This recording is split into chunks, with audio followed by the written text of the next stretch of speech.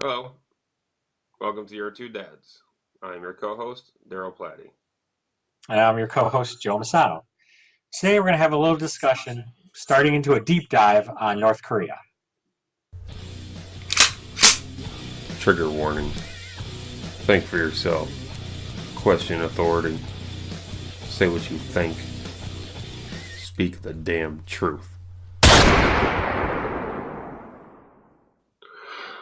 Well, this is going to be interesting. And this might be a multi-parter because North Korea, the Korean Peninsula, the history goes back, from what I found to 500 BC. And what I've noticed is, I have my notes here and I'm just going to try to go off the top of my head. Um, it's always been a divided peninsula. Right around the 38th parallel, it's been mostly divided, except for about, you know, 2 to 3 times throughout its, pre-World War II history, you know, the uh, the rule of Japan, starting from, the war with Russia, 1904, 1905, when Japan moved in and through Korea all the way into Manchuria. But before that, it was divided many times. Um, there Is was a part of few. natural geography? Is that part of it, or is it geopolitical? No, Or actually, it was divided into warring tribes. So there was always usually a north section and the southern section. Now the southern section I thought was interesting because usually that was split up into three kingdoms. And the interesting thing I find with that is that actually relates a lot to the culture of today's South Korea because they refer to that ancient history as the time of the three kingdoms, to where women were rulers, women were warriors, wow, women run they ran the households, they ran society. There was very gender equal as far as the roles, and so to obviously today's society, they highly revere that period in time, and that stretched for almost a period. Well, you have the North gives them equal punishment. It sounds like now. yeah, the North, the North is just tougher because if you look at it, the North was like the buffer zone between the Mongols, the Ming Dynasty, the Yang Dynasty, in China. So, that was like battleground, hardened, tested men up there, men, women. It was very rough. So they had a stronger sense of like, we have to pull together. Okay. So communism, to slip, loosely into today's, state now, communism is very easily accepted as a way of life in North Korea because that was part of their culture. Whereas in, Southern Korea, they had a much bigger culture of diversity, of trade, of import, and many times they also have an interesting historical culture, tendency to seek out foreign aid in times of crisis to help settle local disputes, wars with the North, or wars with, at the time, Japan. Mhm. So they would recruit help from China, So and they're already more open, to their neighbors. yeah, yeah. And I have lots of lists here as far as the names of these different dynasties, but the one that really sticks out is the Joseon dynasty, and they ruled from 1393 until they switched over to be called the Korean Empire. In about 1911, or actually, sorry, 1900, and then 1911, Japan, like I said, after the war with Russia, they pretty much dominated. And it's really interesting, with Japan, most Koreans during the time period of what we would call the greatest generation, most Koreans were dominated heavily and brutally under the rule of Japan until the end of World War II. So the Japanese were forcing Koreans to kind of alter their names to be more Japanese sounding.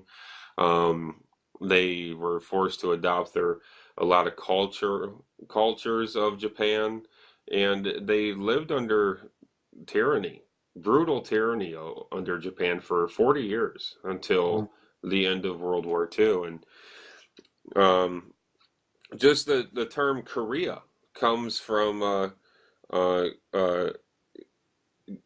Goryeo or Koryo is I think is how you pronounce it. And this was a dynasty that ruled northern Korea. They ruled all of the Korean peninsula, three times over throughout a 2500 year history. Yeah. And so the name Korea, it comes, it derives from that name of that tribe, how you pronounce it. So it's a long history. It's a real long, proud history of both North and South. And, I mean, I went into this completely ignorant. I thought Korea was, you look on a map and it looks like an appendix hanging off of mainland Yeah. China. Yeah. It's like you would think like, well, isn't Korea just part of China? Like Florida's part Yeah. of the United States? And There's a comedian that went around asking people where it's at, and they were pointing at India, they were pointing at Italy, they were pointing out. So yeah, it's kind of interesting. You didn't realize it's so connected, with the borders. hmm hmm It's Yeah, but really, when I start diving into this, no, they are strict. I mean, they couldn't be more different. Korea is its own country. It's got its own history that predates what we would consider, Chinese history with the first ruler of China, during, the Ming Dynasty. mm, And they were one of the few, I mean, they survived invasions from the Mongols. I mean, yeah, these guys were tough. yeah, The Mongols were known for the people, the steppe people, and being brilliant horseback riders, and shooting their bow and arrow from horseback at high speed, and North Koreans were doing the same stuff before yeah. the Mongols were. Now let's say we part of the reason you touched on this is what's going on in modern day. hmm Um, we both agree that the problem we have, especially with the Kim dynasty, is that what they're called? Yeah, yeah, Is that yeah. Sunday correct? You But could say that. Yeah. both the last two presidents have been kicking this problem, the can down the road on this. Yeah. hmm And you had touched upon before the show about the what changes if they become a world power, which would be the nuclear items. You hmm said you talked about the natural resources they have Yeah. as far as that could actually put them, in a good standing there. hmm Uh, Right, and we didn't talk about this for people watching. Rare earth metals in North Korea hold 95% of all rare earth metals are found in North Korea right now. China's got like the other like 3 or 4%. So that's why most of your smartphones and your laptops, your computers and whatnot, technologies are made usually, right there coming out of China. And what happens when that runs up? They've estimated it right now at a loose estimate of $6 trillion of value in North Korea. wow, and their market, China's market in itself, is a lot bigger than ours. Yes. They buy more cars than us. They have more Starbucks than us. They're going crazy with the phones, and they're going to keep that to themselves at some point hmm before if it becomes an issue. And I hmm can see why China's being, first of all, they share a border. I can see, and in Russia, it's like their kickback to the Soviet Union.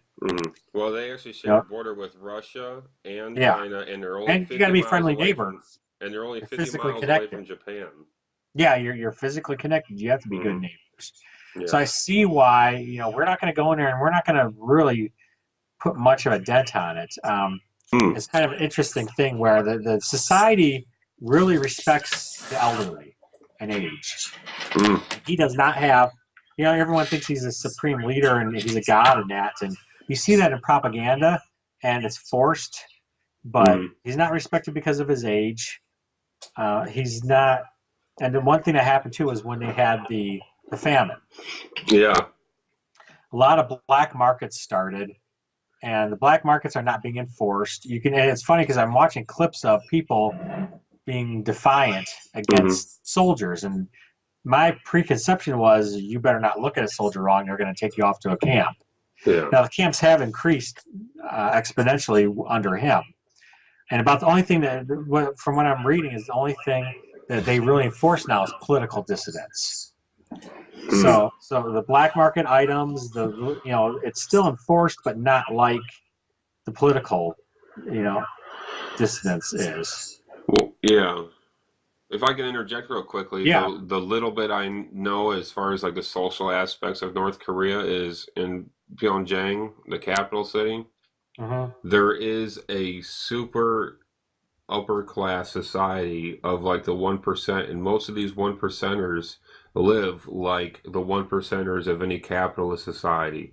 They Yeah. have, malls, they have cars, and I'm not just talking like the old ridiculously crappy Soviet cars of from the 1960s to the No, they have 1990s. Mercedes. They They have have nice cars, they have nice restaurants that are $20 a meal they that have no one they else have can afford, and these are and they derive from political families and military families.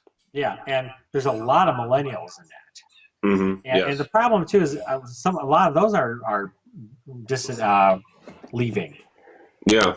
and the reason why is because they want their mind, they want their freedom, their mental freedom. Yeah. They're able to watch. Let's see. A lot of people are under the assumption that people in North Korea live in this bubble and they don't get any news from And that Western happens society, for but in they rural go to the areas. gym and they can watch all these TVs at the gym. They're able, because it's in their culture to not show off your body so much. It's kind of an That's how they interesting thing, but Yeah, then that's how they get away everybody with goes it. to the gym because that's where people can show off their body, and then strangely enough, they have TVs all over the place showing like Western, cultural, music and TV and whatnot. And this is the 1%. These are the That only the group. 1%ers of North Korea, a very small number, but they live. It's so funny. People talk about you know, I'm gonna make this real quick. People talk about communism and socialism, and the anti 1%, anti capitalism. Well, it still happens there. It's just the people in power are the 1%. You know, and Yeah, that's and what I we have in actually North think Korea. back to my theory is Hmm. it looks like he's losing power. It looks like he's losing the grip. He's relying on terror to keep people Yes. in line. Yes. And he's not revered and loved as much as the outside world they try to Hmm. like the two former leaders, No, no, like he's his father feared, and and grandfather. right, He's not and respected like the grandfather and right. I've seen clips of soldiers joking about his weight Yep. and saying he doesn't know what the hell he's doing from generals. I kind of have it's interesting which way it goes. Mm-hmm. I'm kind of wondering if in itself that balance has been out of whack so long that it's going to fall and collapse in on itself. You're Mm-hmm. going to show the Berlin Wall falling moment if we did nothing. Well, and here's the thing. Like we talked in off air, many times about working through this process of how do you dissect the news and how do you think for yourself. And it always seems like it's 2020, revisional history. You look back and you find something out like, oh, you were duped. Like we all fell for Colin Powell talking about Saddam Hussein had weapons of mass destruction in these semi trucks, and that's why we can't find them. The whole world bought it. We kind of were like, well, I mean, why would they lie? We all bought it. We go to war. We Yeah, all and bought. that's to be fair. That's to be fair. Even Al Gore spoke about, criticized George W. Bush Sr. for not going into Baghdad. Right. And he Well, said, talked about weapons. He talked about why were we on the verge of going in and we didn't go in.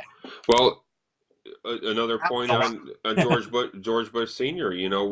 We all bought the story of Naria, if we remember Naria, who was the daughter. It turned out she was the daughter of the Kuwaiti ambassador to the UN, and she went out there saying about these Iraqi soldiers grabbing newborn babies out of incubators in the hospital and throwing him in a hallway to die, creating this horrible picture of rape and murder going on in Kuwait to beg for, you know, you know, ultimately U.S. intervention.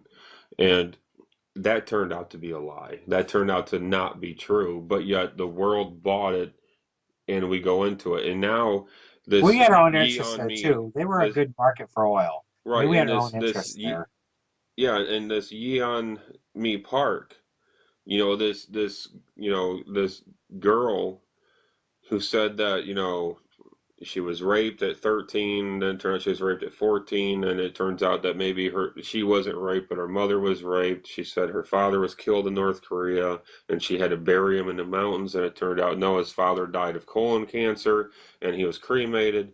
But she painted this story, she painted this picture by giving this story for the UN, saying all of these horrible things about being kidnapped and taken to North Korea and how she escaped and what she had to do to escape. Now, and I find that very troubling because as I'm sifting through all this stuff to find out what is going on here, because there's another Shindong Yuk, who the author of Escape from Camp 14, saying that here's another person who was born into a concentration camp in North Korea, and he Yeah. lived out his most of his life, and he escaped from this concentration camp. Well, they find his parents and interview his parents, and he says no, he was a normal kid. He went to school. We never went to a camp, and so it's like it's hard to find the truth, but there is truth there from what I'm seeing. It is hard for people who want to get out to escape, who want to, people who want to escape North Korea. They have to cross the river that borders China, and if they're caught in China, they're deported back to North Or Korea they're where they shot can on be sight trying to executed. cross the river. Right. And they have to get from China, it's a 5,000-mile journey through Laos into Thailand. And once they're in Thailand, they're safe and they can fly to South Korea and they're free. But I mean, there's a lot of people who, you know, what they risk a certain death, they risk execution, they risk life imprisonment, they risk, for women who escape into China, they're usually sold as prostitutes to the handlers Mhm. that help them get into China, and it's very disturbing because as a classic liberal, we believe in freedom of movement, movement of ideas, movement just to move. If you don't like it, leave, and Yeah. and it's you can't do it in North Korea, so there's a problem there. But like what you said, fear, fear doesn't last. But the propaganda that I'm seeing about North Korea is not new. It's something that I'm seeing recycled over and over. The famine, I mean, the North Korean famine during, I think it was 93, where 2 million people died. You know, hey, that's a playbook right out of what Lenin did in the Ukraine, where 6 million people died and everybody bought into the government again. Because, Yeah. God's not going to help you, but the government will. Yeah. And, so that's a strongman tactic that we see what happened in the Soviet Union. It just took 40 years and 40 Yeah. million It collapsed deaths. on itself. It It did collapse collapses on on itself. itself. And but the thing is, in Russia, yeah, they had massive land value, but they didn't have anything like what North Korea has with the rare earth deposits in those mountains. I Yeah. mean, that's incentive to push this propaganda to go to war and get a hold on that. And then So, we so, then that's just my crazy so what conspiracy you're take getting on at it. is, you got to be careful. Some of the things you might hear could be, Russia throwing it in air, or you could be propaganda to discredit the people defecting too. On the Mm-hmm. other hand, Mm-hmm. the narrative could be, yeah, there's horrible things going on. The weapons of mass destruction thing, I was like questioning, but Saddam was a horrible person that did all these human rights violation things. Anyways, there was Mm-hmm. to me that was a good enough reason. But kind of like what we got attacked on World War II, we got attacked in Pearl Harbor. There was a lot of reasons for us to enter the war to begin with. Oh yes. But now we have to actually get attacked and something happened to us to do it. Mm-hmm. There's possibility that things could be taken that way to get us involved in it because they don't want just An attack on a Guam. change of government. They want our change of government. Mm-hmm. And Mm-hmm. you might be finding that this is being influenced and maybe some of the stuff is true because we want to have it done our way. Yes, and I'm going to be when against I that. But hear, change needs done. I'd go after them just for the camps. yeah, yeah, But yeah, yeah, totally. let's not do this because we have this evil intention of capitalizing on it. No, war should always be the final solution to a problem. And if we go there and we start dropping bombs like the MOAB, the mother of all bombs, which Uh, is like, how dare you assume it's gender? oh, Sorry. well, yeah, we'll save that for another. Yeah. But it's war is not ever a good answer. Especially when you're talking about invading another country, Well, why because couldn't we just bomb them with Western goods? You know, yes, drop yes, food and packets, yes, drop I've said entertainment this for items, drop, you I've know, said this for years. Pack the stealth bombers with food and medicine and water, canned and corned beef and and maybe some DVDs of the Avengers movies or something. I mean, just spread. I mean, borrow what Mother Teresa said. I'll never go to an anti-war rally, but I'll go to a pro-peace rally. yeah. Promote what you love, don't fight what you hate, because when you fight something that you hate, you're just going to bolster that side against you. Well, you notice some of the propaganda they do in the South is, they boost radio signals. They smuggle in. Here's what they're smuggling in. They're smuggling action movies and soap operas. Mm, But that's just enough for people to watch and plant the seed hmm of a rebellion. Yes. More so than some of the things, like they're not smuggling guns in, they're not smuggling in bombs or anything. It's just something to get them thinking. Well, it's kind of interesting too, as well. You talked already. You mentioned about how it can fall on its own without our help. I think we've already done it, but not so much America, but Europe, Yeah, with well, the one percenters getting their hands on not these shitbox cars from the Soviet Union that are 60 years old with no improvements, not even electric windows, because but the they're elite, getting Audis, they're getting Mercedes, they're getting BMWs, and these one percenters, it's always from the top down. Usually when it comes to like, I mean, well, I'm probably wrong in that, but I'm in this case, and also in the case of the Soviet Union, you know, it wasn't the farmers that got the automobiles. There's a lot of people said that once the Russians individually started getting cars, that's when they started to feel like an individual again. And it reminded them about being an individual. well, part of it North And Korea that's too. what's going on in North Korea with the one Part, percenters. part of it was what I was reading up was phones.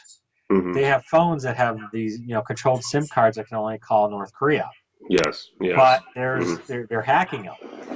Hmm They're hacking them and they're getting out, There, outside of North Korea, yeah. and that alone is changing people's hmm just the culture and how people think. Freedom is like a can of Pringles, man. Once you pop, you can't stop. And I think that's happening there. Yeah, these. On the other hand, I totally get it. They're going to shoot rockets off. They're going to shoot. They're going to have these camps. This is where I'm really torn. I don't understand how the world can allow that to happen. Why did we allow Soviet Union to have 35 million deaths in camps? And I understand we don't want a war with them, but what about those peaceful means we talked about? Well, we allowed the Soviet Union to have those camps because by the time Say we nuclear we power? really knew what was going on, they had the bomb also. Yeah, and that's why Once if you Korea gets the bomb, it could revert another 40, 50 years. Yes, and now North Korea has a bomb, and so we can't just go in there because if we invade and they send one to Seoul, Which is what and they've 20 million practiced. people are killed, 10 million people are killed, 1. I mean, if a nuclear bomb is, sent from North Korea and successfully detonates in South Korea, and we're gonna be the bad guys, no matter what. Yeah. Because the Soviets, Russia and China, they've played this, as safely as possible. And the one thing that I'm worried about is how they just both of them just recently agreed to endorse sanctions against North Korea along with the U.S. Oh, so we might be pushing them. You know, yeah, all the trade, the tariffs, and the blockades that we did. Yeah, yeah, and then they keep on throwing in there Guam, like, oh, North Korea might attack Guam, which is a U.S. territory. Well, now we have an excuse to go into World War III, and that's the other thing about the historical Korea. This little peninsula, which is the size of Germany, has actually been through four world wars throughout their 2,500-year history. A lot of people don't want to call the Korean War a world war, but there was 22 countries involved in that. Yeah, it And there's was. more bombs dropped in North Korea than all the bombs in World War II. We were fighting the Chinese and the North Koreans. Yeah, I mean that's also been proven. So it's it's just a foreshadowing of what you said earlier about the past several presidents we've had is just kind of passed this down the road. This is not an easy issue to handle, and they're more in the know than what I can ever find out using the sources of YouTube, watching lectures from yeah, it's just history scratching the professors. surface. But at least you're above the Trump's doing this, or Yeah, whatever liberal you want to throw out there is doing this, or yeah, we need a bomb them. We need to go after. you're not Yeah, summing up. Yeah, we need a bomb them. We need to turn it into we a we lake. need, we need to put a stick of dynamite up Dennis Rodman's ass so next time he's over there next to him, and blow Yeah, both. they don't understand why we decided to never assassinate, at least directly assassinate world leaders. But Yeah, they usually do that to each other. I mean, Hitler was, nearly assassinated by his own generals. There's a lot of interesting things that have come out about Lenin that Stalin might have had a role in Lenin's death, and then also with Khrushchev might have had a role in Stalin's death. So it's almost in, you know, I really agree with what you said. As unfortunate and as hard as it is as a compassionate, classic liberal as myself. You know, it's really hard to say, as terrible as things are in North Korea. We've seen time and time again, if we go in and we oppose our will and our ideology of freedom and democracy, it usually doesn't work. It has to come from within. that's the thing. As an individual, you have to think about the individual. As policy, you got to take a policy that's best, Yeah, and they're two different worlds. yeah, And you can't make a policy based off an individual, but as an individual, you can't think of a policy only. yeah. It's kind of weird. It's like It's a you're that guard paradox. watching the border, and you're watching it, but then you get these. As a nation, you have to have immigration laws, and you have Hmm. to have a well checked border. But as a guard, you can see this guy in here as someone who's just an honest person that wants to work. He's not a drug mule. Right. You might make a decision based off of the humanitarian side of you. Hmm. So that's kind of where we're both points are at on Yeah. that. And I think that's a good segue into, I don't know if you're ready to try to put a wrap on this initial take on. I'm done. I got to do more research, but Yeah, I shared with you the little tidbits I learned just yeah, from. yeah, and like I said, I mean, I got 6 pages of notes on the history of Korea, and I just gave you like a real shitty, summarization of it. There's so much more to this. It's so hard to Yeah, figure this stuff out and and we're then have proving it. time to think on it. We're kind of stumbling, trying to get past that. Oh yeah, So you're going to witness a lot of that stumbling. yeah, we're 2-year-olds learning to walk, Yeah, and but we're usually trying. kids learn how to walk before too. With that, um, I'm good. All right, we'll see you next time. Thanks for watching. Don't forget to Thank- subscribe and like us on Facebook. Follow us on Twitter. You can email us questions. I'm Daryl at Your Two Dads. My co-host Joe at Your Two Dads. And Call us out. yep, yeah, definitely. Please call us out. Come on, trolls. Bring it. Trolling's good. Thanks.